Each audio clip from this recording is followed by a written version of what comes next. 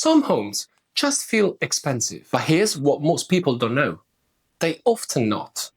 I'm an architect, and in this video I'll show you how to make your home feel luxurious without spending a fortune, without ripping out your kitchen, and without copying TikTok trends that will be gone by the next month.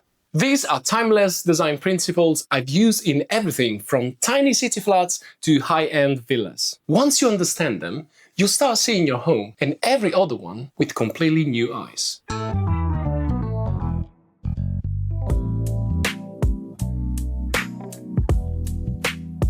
Hi there, I'm Lorenzo, the Italian architect based in London and the founder of Centioni Architects. For those of you who are new to the channel, welcome! Whether you live in a 400 square foot studio or a suburban family home, making your home feel expensive is not about designer labels. It's about knowing what makes a space calm, considered, and elevated. In this video, I'll walk you through 5 essential moves I used before to create that feeling of quiet luxury, plus one bonus tip at the end that few people talk about. As always, these ideas are simple but quite powerful. And above all, you can start to apply them from today. Ready? Let's crack on, shall we? Number 1 is to start with symmetry. If there's one thing you'll always find nearly in every luxurious place, it's symmetry. Think of grand hotel lobbies, classical facades, or even the layout of luxury retail stores. They all have one thing in common: everything feels balanced. That's no accident. Our brains are hardwired to associate symmetry with order, stability, and refinement. So why it works? Well, you see, symmetry gives a space an immediate sense of calm, stillness, and polish, even if nothing in the room is expensive as you thought. So here's my action tip number 1.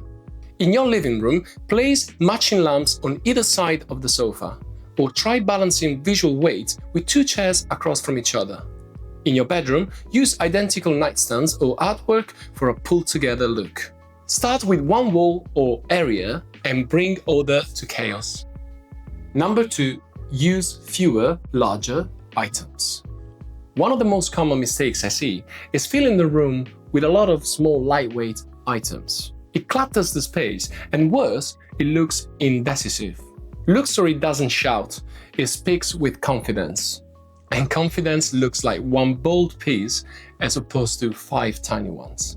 So here's why it works. Larger items anchor the room.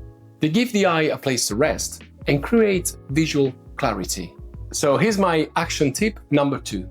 Replace a cluster of small art prints with one large canvas or single photograph. If you have 5 decorative objects on your console, edit it down to 2, but obviously make them count. The rule is to go bigger but not more. Number 3 is to layer your lighting. What's the fastest way to spot a poorly designed home? A single harsh ceiling light. What's then the fastest way to elevate a space? Well, layered lighting. Think of lighting as music, or just speaking out of my cultural background, like lasagna. It's not just the volume, it's tone, rhythm, mood, and why not flavors. So here's why it works. Expensive homes and boutique hotels always use a mix of light sources to create atmosphere. It adds depth, softness, and elegance. Here's my action tip number 3. Add at least 3 layers of light. 1 overhead light, like a ceiling fixture, an ambient light, like a table or floor lamp, and 3 an accent light, like a picture light, under cabinet lighting, or just a candle for softness. Even 1 extra layer will immediately elevate how your space feels. Number 4 is to mix textures, not just colors. Usually color gets all the attention, but in truly luxurious spaces, texture is actually doing the heavy lifting. We don't just see luxury, we feel it. Well-placed textures add sensory richness. Texture makes a neutral room feel alive, layered, and tactile. So here's my action tip number 4. Choose at least 3 contrasting textures in the same color palette. For example, pair a chunky neat throw with smooth leather sofa, or natural timber with brass detailing. Good textures can dramatically shift how finished your room feels. Number 5 is frame your views. Have you noticed how every expensive home has a moment of wow? Whether that's a view, a focal point, or a perfectly styled vignette, you can create that moment too. Trust me, no matter how modest your home is. So here's why it works. Our brains love storytelling. When you walk into a room and your eyes are cast into something very beautiful, that object actually elevates everything around it. For example, imagine you enter into a home that has a grand piano.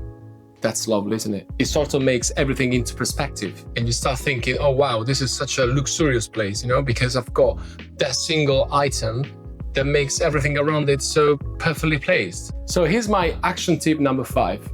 Step into your favorite room in your house and notice where your eyes naturally land. Well, that is your view. My suggestion is to frame it, literally. You can hang curtains wider and higher than your windows. You can also style a chair, a corner.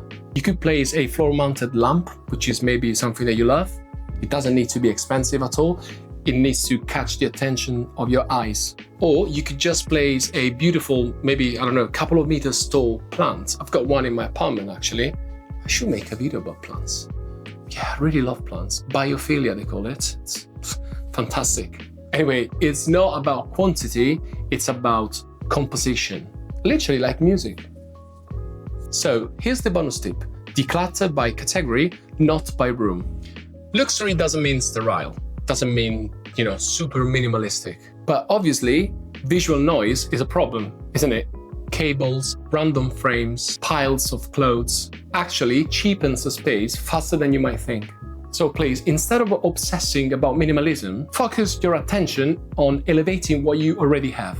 Decluttering by category works, helping you see how much visual repetition you've accidentally created. So here's my last action tip for today.